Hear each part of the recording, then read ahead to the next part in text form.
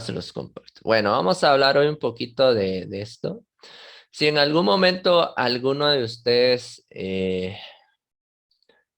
va a crear una máquina virtual o va a trabajar con el Hyper-V, ¿verdad? Eh, pues como les decía anteriormente, pues puede venir y lo puede activar directamente si ustedes tienen Windows 10 Pro o profesional. En este caso, pues son los que traen. Son dos de los que traen, en este caso, pues habilitada la opción del Hyper-V, el hipervisor, en este caso de Microsoft como tal. Siempre revisen que yo creo que en estas instancias, pues ya todas las máquinas, pues ya tiene habilitado lo de la parte de la virtualización, ¿verdad? Eh, Siempre vean en el administrador de tareas, ¿verdad? Por cualquier cosa si está habilitado, pero cuando nosotros ya empezamos a utilizar cualquier hipervisor, pues de cajón va el hecho de venir y buscar habilitar la virtualización como tal. Ese es uno de los pasos. El Hyper-V, en este caso, pues lo vamos a encontrar en la parte del panel del control. Este archivo que les estoy mostrando, pues se los voy a compartir para que ustedes puedan descargarlo y aplicarlo, ¿no? Entonces, buscamos la opción de activar o desactivar las características de Windows específicamente. Nos va a aparecer esta ventanita, este cuadro de diálogo de donde están todas las características de Windows y ahí buscamos el Hyper-V. Cuando es el Windows 10 Home, por ejemplo, si tiene, dice a la hora de buscar activar o desactivar las características, sí aparece la carpetita de Hyper-V, pero no están los elementos necesarios para poderlo cargar. Cuando nosotros lo seleccionamos, le damos a aceptar, entonces nos va a pedir que reiniciemos la máquina para que este pueda venir y aplique los cambios respectivos, ¿verdad? Ahora, hay una cuestión ahí que debemos tomar en cuenta. Vamos a buscar aquí el panel de control. Eh, Resulta que en la parte en este caso, aquí miren, en desinstalar e instalar programas, aquí buscan la opción de activar o desactivar las características de Windows. Ahí nos va a aparecer el cuadro de diálogo. Si, por ejemplo, ustedes tienen un hipervisor independiente al Hyper-V, como por ejemplo el VirtualBox que yo tengo, pues va a empezar a generar conflicto a la hora de activar el Hyper-V. Entonces, si ustedes ven aquí, ahí está el Hyper-V y aquí están todas las herramientas de administración o el administrador del Hyper-V y todos los elementos necesarios para poderlos activar. Entonces, si tienen ustedes el Windows 10 Pro, pues les va a traer estas dos subcarpetas o todos los elementos necesarios para activarlos. En las versiones sencillas, pues dice Hyper-V, pero no hay nada incluido adentro. Entonces, tomémoslo en cuenta. Si yo lo marco, le doy a aceptar, me va a pedir que reinicie la máquina y automáticamente va a venir y va a instalarlo, va a tomar posesión directamente de todos los posibles hosts virtuales que se tengan. Entonces ahí es donde empieza a generar conflicto. O en su momento, eh, por ejemplo, imagínense que yo tuviera el Hyper-V ya activo e instalo el VirtualBox, viene el VirtualBox y toma posesión de los ciertos recursos y me bloquea el Hyper-V y no me funciona correctamente. Hay un punto en que hay cosas que sí les van a funcionar, sin embargo, ya a la larga, cuando se estén trabajando con redes virtuales, máquinas virtuales, se va a ver un punto en el que ya no lo va a reconocer las configuraciones. Entonces, por eso no es conveniente tener dos hipervisores, en este caso, en nuestros equipos. Escojamos uno u orientémonos por uno específicamente, ¿no? Como les digo, yo estaba utilizando el VirtualBox, pues no consume tanto recurso, es un poquito más liviano que el Hyper-V y el VMware. Entonces, desde aquí lo pueden habilitar, vean, se meten al panel de control, programas y características, buscan la opción de activar y desactivar las características de Windows, ahí buscan el Hyper-V, lo seleccionan y listo, va a reiniciar la máquina. No voy a hacerlo ahorita, como les digo, porque pues ya tengo el VirtualBox aquí, ya habilitado. Bueno, veamos qué más tenemos que ir haciendo ahí con la parte del Hyper-V. De hecho, pues nosotros podemos venir y voy a ampliar un poquito la presentación para que ustedes lo vean de mejor manera. Ahí está. Pues de hecho, pues nosotros podemos venir y empezar a crear nuestros adaptadores virtuales o en pocas palabras podemos trabajar con el hecho de crear un adaptador para una red interna y una red externa, ¿verdad? En su momento, pues lo vamos a ver como un adaptador LAN y un WAN para poder conectarnos por medio de uno al internet y otro, pues simplemente es el redistribuidor para la red interna que vayamos nosotros a tener. Esta es la interfaz prácticamente que aparece para el Hyper-V. Entonces nosotros aquí tenemos los conmutadores virtuales y ahí pues yo puedo venir y generar un nuevo conmutador de red virtual. Entonces yo ya veo, ya vengo y especifico si va a ser externo, interno o privado, ¿verdad? Si va a ser una red privada, si va a ser un elemento de tipo interno o externo. Entonces yo escojo uno de los tres. En este caso, pues aquí más que todo, pues les estoy explicando cómo ir creando estos elementos. Si en algún caso ustedes vienen, pues sí se orientan a trabajar con el Hyper-V. Entonces, ustedes pueden renombrar, de hecho, estos conmutadores acá o adaptadores de red. Pueden colocarle, como les decía, si quieren renombrarlos como LAN para una red interna o red local y WAN para la conexión. En su momento, pues se podría venir y trabajar que a través del servidor, pues se pueda compartir el internet a nuestra red interna que tiene en este caso conexión al adaptador LAN que nosotros fuimos creando, ¿verdad? Entonces aquí está. Esto es lo que les estaba diciendo, crear de nuestro conmutador privado LAN. Entonces, vengo yo, creo un nuevo conmutador, le coloco el nombre LAN. En notas, pues, este nos sirve como una pequeña descripción, ¿verdad? Escribimos que va a ser una red LAN, por ejemplo, para un área específica, área administrativa, área de recursos humanos, área de TI, se me ocurren unos nombres específicos ahorita. Entonces ya yo vengo y escojo el tipo de conexión. Entonces, como yo quiero que este sea, lo puedo trabajar como una especie de red interna o una red privada, ya decidiremos nosotros en este caso. Y si se dan cuenta, lo que va a pasar es que va a generar su propio adaptador de red, en este caso para este tipo de conmutador o este tipo de adaptador de red. Si nosotros escogiéramos la red externa, pues lo que va a hacer es que va a utilizar el Microsoft Hyper-V Network Adapter, el adaptador. Y este pues nos va a servir para venir y obtener en este caso la señal de nuestro internet a través de la máquina física y desde ahí poder compartirlo a nuestra red privada. Pero en este caso, todo dependerá, como les digo, de los adaptadores que tengamos. En su momento viene uno por defecto, viene un adaptador LAN por defecto. Entonces podemos cambiarle el nombre o crear dos y deshabilitar ese, ¿verdad? Entonces hay varias posibilidades. Y aquí está el otro. Entonces, por ejemplo, yo ya tengo un LAN, pues ahora voy a venir, le voy a dar nuevo conmutador de red virtual. eh, Le agrego el nombre WAN, puedo colocar en una descripción y solo que ahí, en el tipo de conexión, pues yo voy a seleccionar donde dice red externa. Entonces ahí voy a utilizar el Microsoft Hyper-V Network Adapter. Entonces, pues eso les decía que hay conflictos.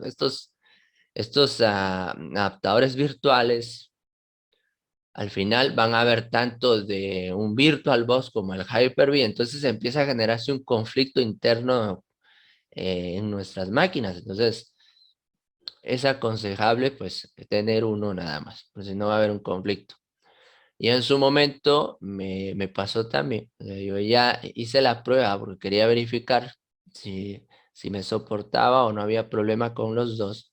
Y pues de hecho sí hubo bastantes. Pero en su momento tuve que venir y reconfigurar la pequeña estructura o infraestructura de red que ya tenía configurada en el VirtualBox, porque pues se dañó de cierta forma, ya no me funcionaba el redireccionamiento, entonces tuve que deshabilitar el Hyper-V y volver a revisar la pequeña red que tenía ya generada en el VirtualBox.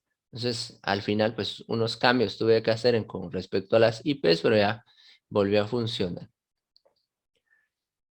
Si ustedes en su momento quisieran deshabilitar el Hyper-V, el mismo procedimiento, ingresan al panel de control y desde ahí vienen, desmarcan la opción del Hyper-V como tal, le dan a aplicar y aceptar cambios y listo. Se vuelve a reiniciar su máquina y deshabilita el Hyper-V. Devuelve todo el control al otro virtualizador o hipervisor que se pueda tener, ¿verdad? Entonces, estos son algunos de los elementos característicos o trabajos que podemos ir haciendo desde el principio con el Hyper-V. Cómo crear nuestros adaptadores. Ahora ya las imágenes, en este caso montar un sistema operativo como tal, pues tiene la opción ahí para venir y montar nuestra imagen. Aquí está, miren, creación de una máquina virtual en la opción de menú. Buscamos en este caso la opción nuevo y hacemos clic en la opción de nueva máquina virtual. Aquí dejé unas imágenes, se ve un poquito borroso, van a disculpar ahí, pero eran muy pequeñas. Entonces aquí, por ejemplo, puedo trabajar la creación rápida también, que me habilita esto de nuevo. Bueno, entonces aquí nueva máquina virtual y ya me aparece ese cuadro de diálogo que no es más que el asistente para la creación de la máquina virtual. Y ahí pues los pasos son muy parecidos a la creación de una máquina virtual convencional en cualquier otro hipervisor. Van variando de acuerdo a la estructura y el formato en el que lo presenta cada uno de los tipos de software, pero no es nada de otro mundo en ese sentido. Aquí dice, antes de comenzar, les dan una descripción, ¿verdad? Les dan una descripción de qué es lo que más o menos deben tener. Entonces ahí les piden que ya tengan preconfigurado un conmutador, ya sea LAN o WAN, y eso les va a ir pidiendo, ¿verdad? Aquí pues le vamos a colocar un nombre a nuestra máquina virtual, por ejemplo, pues aquí le voy a colocar un AD01. ¿A qué hace referencia ese AD01? Pues no es más que un nombre abreviado para un servidor, ¿verdad? O en este caso, eh, normalmente en las grandes empresas, pues hay nombres con códigos específicos para los servidores dentro de la estructura, pues más o menos manejan un formato similar en su momento, ¿no?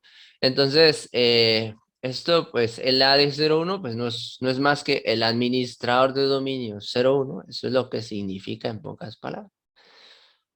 Esta es una de las prácticas, sin embargo, pues todo dependerá del entorno en el que se esté manejando. Cada institución tiene su propia normativa de trabajo en cuanto a la imposición de los nombres de los diferentes servidores y pues las máquinas virtuales o los hosts que se vayan creando en cuanto a las cuentas específicamente. Eh, Aquí pues me dice si yo quiero almacenar la máquina virtual en la ubicación que ya aparece aquí o pues si yo quiero cambiarla. Ahora, si yo habilito esta opción, pues me da la opción de venir y cambiarlo a otro disco duro que no sea el local C, ¿verdad? Puedo cambiarlo a un disco D, E, dependiendo de la cantidad de discos que tenga, pues yo puedo cambiar la ubicación de la máquina virtual. Y aquí hay otra cuestión importante en cuanto a la especificación de la generación. Para las versiones a partir de la 2016, miren lo que dice aquí, de la 2016, 2019 y la 2022 ahora, pues se trabaja con la generación 2, ¿verdad? que este viene específicamente para sistemas operativos de 64 bits, ¿sí? Ojo con esto, ya no vienen versiones compatibles con las de 32. Las de 32 se quedó hasta el Windows Server 2012, ¿verdad? 2012 R2, hay un R2 también, pero hasta ahí se quedó, ya no hubo continuidad en este caso. Entonces, ahora ustedes me preguntarán por qué está generación 1 y generación 2. Esto es debido a que si voy a instalar una imagen de un Windows Server anterior al 2016, pues yo vengo y selecciono generación 1, ¿verdad? Entonces, estas características del asistente de instalación, pues ya vienen preconfigurados de acuerdo a las versiones. Por eso es que también cuando ustedes van actualizando su sistema, parte de esas actualizaciones pues van a ir afectando su hipervisor para y ponerse al día específicamente en cuanto al tipo de instalación que se vaya a dar. Entonces recuerden, de la 2016 en adelante, 2016, la 2019 y ahora la 2022, pues ya son generación 2, ¿verdad? Vean que dice, esta generación de máquinas virtuales es compatible con las últimas características de virtualización. Tiene un firmware basado en UEFI y necesita un sistema operativo invitado de 64 bits. No se puede en un sistema de 32 bits. Aparte que, bueno, si nos ponemos a analizar, y les explicaba yo en una clase anterior, imagínense ustedes que es el mínimo necesario para que me funcione el Windows Server, pues son 4 gigas y el sistema de 32 bits, pues me va a soportar 32 gigas máximo. Entonces, hay una de las situaciones por las cuales pues se necesita ya un sistema operativo de 64 bits. Solo con eso, pues ya lo tenemos muy claro, ¿verdad? Aquí pues ya le agregamos memoria, igual que el VirtualBox, le asignamos una capacidad de memoria, pues no vienen en pantallas tan así separadas, pero también nos pide que le agreguemos, en este caso, una capacidad de memoria específicamente, ¿verdad? Entonces aquí pues ya le asignamos 4000, por ejemplo. Eh, y en la parte de las configuraciones de red me dice, pues, en este caso, qué tipo de conexión voy a necesitar, si me voy a conectar a la LAN o la WAN. Pues imagínense que por el momento, pues, voy a tener una red sencilla, pues vengo y me conecto a la LAN. Bueno, pero si voy a estar manejando una red privada y esa red privada o una red interna, digámoslo de esta manera, y esa red interna va a tener internet a través del servidor, bueno, entonces, por ejemplo, pues vengo yo y este servidor, pues lo conecto a la WAN. A la hora de generar mi red con otras máquinas virtuales, esas máquinas las conecto a la LAN y después a una conexión entre la red LAN con la WAN para que el servidor pueda venir y compartir el internet, ¿verdad? Hablando generalidades de esto, ¿verdad? Entonces, ahí yo ya configuro cuál va a ser la configuración de red inicial, ¿verdad? Después, pues aquí en la creación de un disco virtual, pues ya le aparece el nombre de acuerdo al servidor, ¿verdad? La ubicación específica que también se puede cambiar. Y, y miren ahí, el tamaño que le vamos a dar. El tamaño aquí hay una cuestión muy importante, fíjense, pues. El tamaño de disco duro recomendado para el 2016, el mínimo eran 50 gigas. Deseable, más de 100 gigas, ¿sí? Ojo con esto. O sea que, por ejemplo, si vamos a estar trabajando nosotros en virtualización, por lo menos tendríamos que agregarle de espacio de disco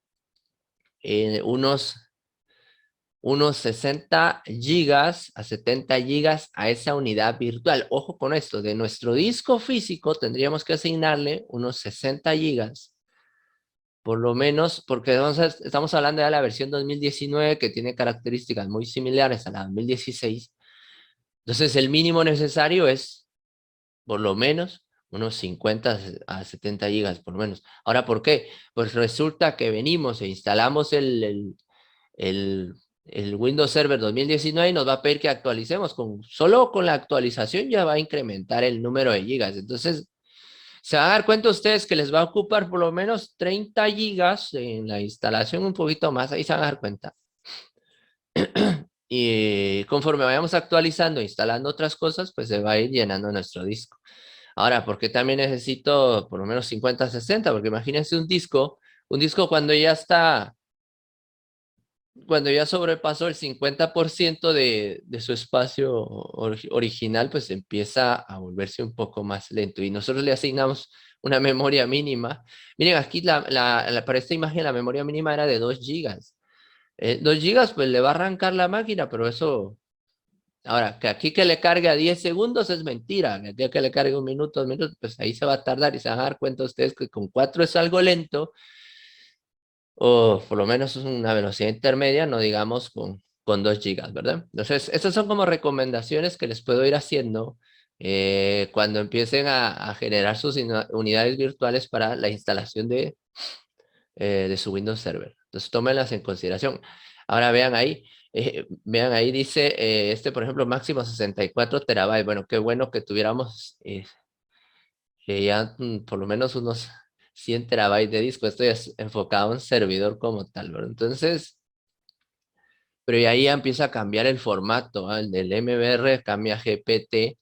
Esos formatos están en función de aquellos discos que tengan capacidades mayores a los 2 terabytes. Entonces ya se utiliza un formato que mejora y optimiza el funcionamiento, rendimiento y velocidad de la información que se esté manejando en el servidor.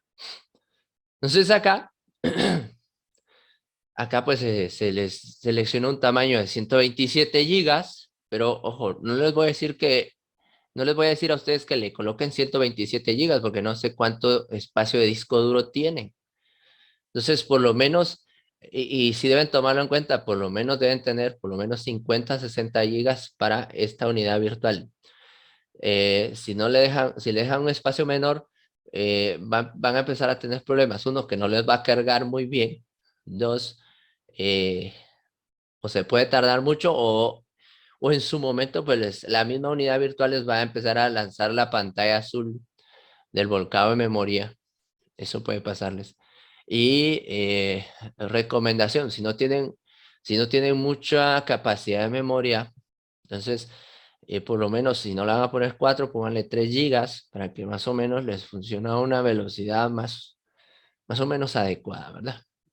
Porque si es un poco pesadito en el consumo de recursos, el Windows Server. Veamos, ¿qué más tenemos aquí? Ya cuando ustedes generaron su equipo, pues esta es la pantalla que van a ver. Y les va a aparecer equipo uno o aquí miren, aquí equipo uno y aquí va a aparecer el listado de máquinas virtuales y ahí va a estar su servidor.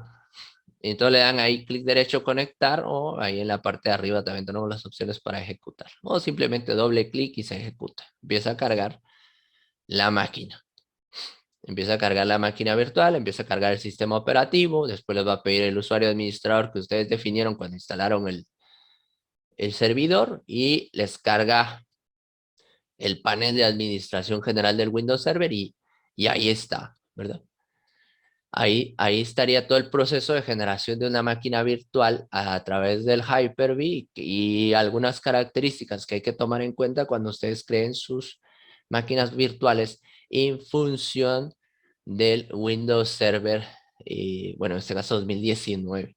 Aquí, por ejemplo, pues tengo mi VirtualBox, si se dan cuenta, está en limpio, acabo de formatear el equipo y eliminé todas las unidades o las imágenes que tenía, que ya no me iban a servir, voy a generar nuevas. Entonces aquí tengo, por ejemplo, mis máquinas virtuales anteriores de otros ejercicios. Tengo todavía disco 2, disco 3 de Ubuntu. Aquí tengo el de la ISO del 2016 y la 2019. Entonces ya creé una carpetita específica para ahí guardar mi unidad virtual, ¿verdad? Entonces, por ejemplo, pues creo una nueva máquina virtual Y le vamos a poner servidor 1. Sí lo vamos a colocar. Server 1 lo voy a colocar. ¿Sí? Ubicación por defecto de la máquina virtual, pues está en C. Lo voy a cambiar. Tengo dos discos aquí, pero voy a utilizar el disco más grande para poder trabajar esto. Entonces, yo doy clic acá, busco la ubicación. Vamos a guardar aquí. Aquí en Windows Server. Ahí está. Entonces acá en el tipo, Microsoft Windows, pero si se dan cuenta, pues no hay una opción específicamente para servidores. Si ustedes buscan aquí, pues aquí me van a aparecer los diferentes tipos de sistemas operativos, ¿vale? El Windows, Linux, Solaris, BSD, IBM, Mac, otros, ¿vale? Bueno, pero yo le dejo Windows y lo que voy a hacer aquí es que voy a buscar aquí la opción de otro Windows de 64 bits. Este es el asistente para crear una máquina en un formato simple. Está el modo experto también, pueden utilizarlo, ahí no hay ningún problema. Si quieren, le puedo dar clic a modo experto y ahí está. Miren, cambia un poquito el cuadro de diálogo del asistente, pero es lo mismo prácticamente. Entonces, server 1. Bueno, aquí me va a tocar volver a cambiar la ubicación. Entonces, volvemos a cambiar la ubicación aquí. Máquinas virtuales. Windows Server 2019. Ahí voy a crear esto. Windows, otro de 64. Aquí me dice la capacidad de memoria que necesito. Bueno, le vamos a asignar unos 4096, 4 gigas le voy a asignar, ¿verdad? Crear un disco virtual ahora, sí necesito crear un disco virtual, ahorita no tengo ninguno. Aquí me está diciendo si quiero crear o la ubicación de mi archivo para mi disco virtual. Si yo quiero que se quede ahí en DES y ahí lo voy a dejar. Y me dice el tamaño del archivo. En este caso, aquí es donde yo les decía. Entonces dejemos por lo menos que dejen unos 50 gigas. Podemos dejar hasta 60 gigas por cualquier cosa. Ahí está, 60 gigas. Y listo. Entonces vamos a crear el tipo de archivo, perdón, que se va a generar, o la imagen que vamos a estar generando, como es un elemento de VirtualBox, pues va a ser un VDI. Aquí dice si el tamaño lo voy a reservar dinámicamente, pues aquí lo voy a dejar como un tamaño fijo, lo que quiero que se quede en 61. Ahora, si quieren ustedes escribirlo directamente aquí, pues lo escriben también. Pueden hacerlo 60 gigas exactos. Quiero brindarle espacio a mi Windows Server. Le doy crear y me va a generar mi máquina. Así sencillo. Entonces aquí ya me estás reservando el espacio en el disco que tengo, en el disco D para esto, ¿verdad? Aquí hay una cuestión, por ejemplo, si ustedes tienen un disco de estado sólido, pues sería excelente que ahí se creara, pero siempre y cuando tengan el espacio. Yo, por ejemplo, si tengo un disco de estado sólido de 500, pero mejor lo mandé al hard disk porque ya tengo ocupado ese disco también, ya con varias cosas, entonces lo voy a saturar un poquito. Entonces, mejor lo dejo en el hard disk convencional, que a la larga pues me va a servir, ¿verdad? Y me va a funcionar bien para el tipo de laboratorios que pues vamos a estar realizando. Aquí pues es de esperar a que cree la máquina. Bien, si se dan cuenta, tiempo restante 10 minutos y esto es por el tamaño del espacio del disco pues que solicité que tuviera. Entonces tenemos que ser un poco pacientes en ese sentido, en lo que se crea nuestra pequeña máquina virtual. Ya cuando se cree, pues simplemente ya venimos y montamos la imagen y empezamos a instalar. La instalación como tal, pues es como una instalación convencional del Windows 10. No varía en mayor cosa. Ya se van a dar cuenta ustedes. Eh, les va a pedir en su momento que, bueno, ustedes vienen, descargan la ISO, cuando tengan la ISO, pues crean su unidad virtual o su máquina virtual. Cuando ustedes ejecutan o montan su imagen en la máquina virtual, va a empezar a cargar la pantallita de Windows convencional. Les va a pedir que escojan el lenguaje, su zona horaria en este caso, y el teclado que van a utilizar, pues simplemente lo configuran. De ahí les va a aparecer Windows Server 2019, le dan instalar ahora. Realizan todo el proceso convencional de instalación de Windows, ¿sí? Configuran el lenguaje del teclado, su zona horaria, e inicia el proceso de instalación. Y ya cuando iniciaron el proceso de instalación, pues les va a pedir esto, que vengan ustedes y escojan el tipo de instalación.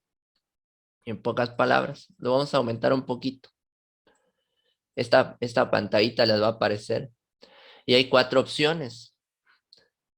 Windows Server 2019 estándar, el Windows Server 2019 estándar con experiencia de escritorio, el 2019 para data centers y el de data center con experiencia de escritorio. ¿Qué quiere decir esto? Los estándar, el 2019 estándar y el 2019 data center está en modo consola, ¿sí? Entonces, la que ustedes deben instalar es la de la segunda opción, la de Windows Server 2019 con experiencia de escritorio. Esa es la que ustedes deben instalar, ¿sí? Esta es la que les va a cargar el escritorio de Windows y el administrador, en este caso, general. Si instalan solo la estándar, todo lo tienen que trabajar bajo modo comandos desde el PowerShell del Windows Server, ¿sí? Me doy a entender con esto. Entonces, cuando instalen y lleguen a este punto, escogen Windows Server 2019 estándar con experiencia de escritorio, ¿sí? Eso es importante. Al darle clic en la segunda opción, pues va a empezar todo el proceso. Les va a aparecer otra ventanita donde aceptan los términos de licencia. Vamos a copiar su imagen aquí, se los voy a pegar aquí. Van a disculpar que ahorita con imágenes, pero no cargó a tiempo no logré descargar a tiempo mi ISO. Bueno, entonces acá aceptan ustedes la segunda opción, ¿sí? Y después pues ya les aparece esto. Aceptan los términos, después el disco, seleccionan el disco prácticamente y ahí pues, ahí no hay pierde porque el disco va a ser el de la máquina virtual, ¿verdad? Ahí está. Seleccionan su disquito y empieza el proceso de instalación. Esperan a que instale y pues después les va a pedir esto. Les va a pedir el nombre del administrador y la contraseña. Ojo con esto, por favor. Ojo con esto. El nombre del administrador y la contraseña, apúntenlas. O usen una clave convencional que no se les vaya a olvidar. Algo que sí, pues, no les va a aceptar cualquier clave, por cierto. Tienen que usar la configuración de por lo menos una mayúscula, minúsculas y algún símbolo o números. Entonces les va a pedir una contraseña, pues, que tenga más o menos un nivel de seguridad intermedio alto, ¿verdad? Entonces, colocan ahí su nombre de administrador y su contraseña. Después, ya les carga el escritorio o el ingreso al escritorio en este caso. Ay, no copié bien la imagen. Aquí, aunque sea con imágenes. Ahí estamos.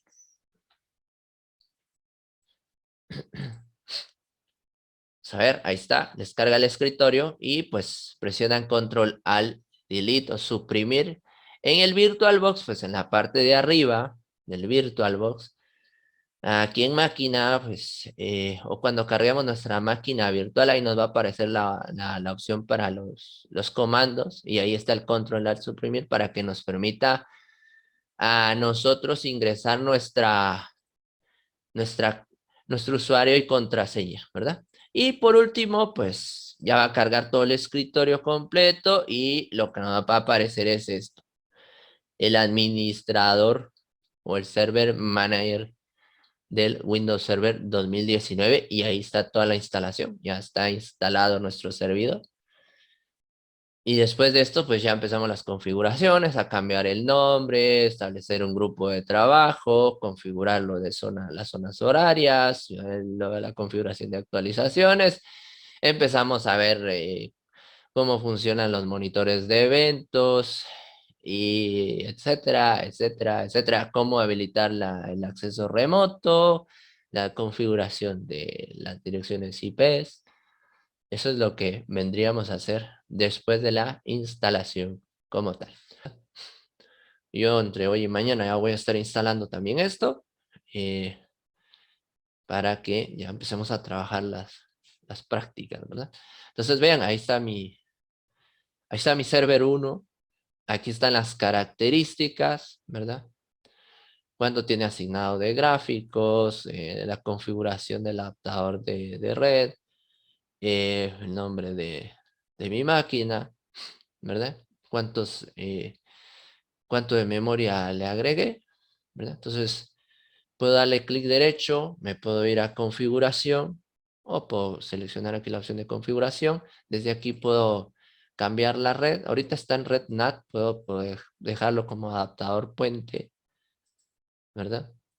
Entonces utiliza la tarjeta de mi máquina para poder obtener internet. Aquí en la opción le doy permitir todo, ¿verdad? Para que este me permita la comunicación con otras máquinas o con mi misma máquina física y pueda hacer ping.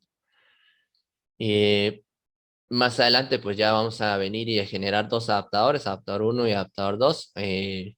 Uno va a ser para conectarnos de forma externa, que sería este, y el adaptador 2 ya para conectarnos o para que una red interna se pueda conectar a través del adaptador 2 al servidor, ¿sí? Es como que si tuviéramos dos tarjetas de red prácticamente. Aquí está el almacenamiento, aquí está. Aquí puedo decirle yo que este disco lo quiero como que si fuera una unidad de estado sólido. Ahora, ¿por qué me aparece esta opción? Porque de hecho tengo una unidad de estado sólido ahí. Eh, Aquí con este, pues ya en la opción del disco, pues vengo yo y busco una imagen de disco, ¿verdad? Entonces me voy aquí a mi unidad de, busco máquinas virtuales, Windows, y aquí tengo yo mi imagen. Solo déjenme ver cuál es la nueva. La que instalé hoy es la del 20 esta. Ahí está. Y ahí ya monté mi imagen. Le doy a aceptar. A la hora lo abro y empieza el proceso de instalación. Y ahí está. Y ahí está esto. Entonces, voy a grabar un video de todos modos donde esté el proceso de instalación y después se los voy a estar compartiendo.